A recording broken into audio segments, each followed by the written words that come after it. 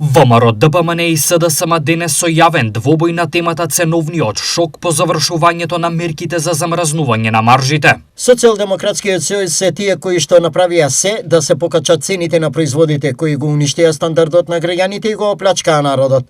Сега лицемерно глумат загриженост.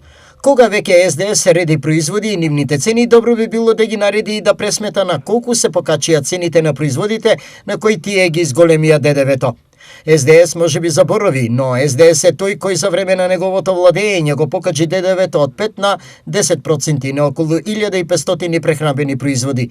И откако поскапија 1500 производи, сега лицемерно бараат негово укинување на околу 200 производи, кои нема да има никаков ефект врз цените.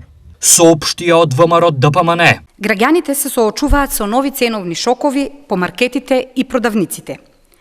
Цените повторно се покачени по истекот на мерката за замрзната маржа.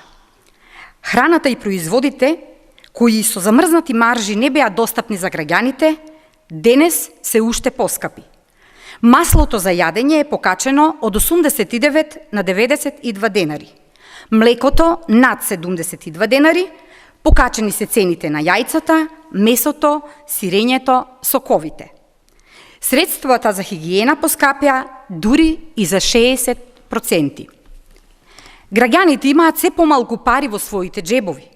Ова е резултат на трајно погрешна економска политика на владата.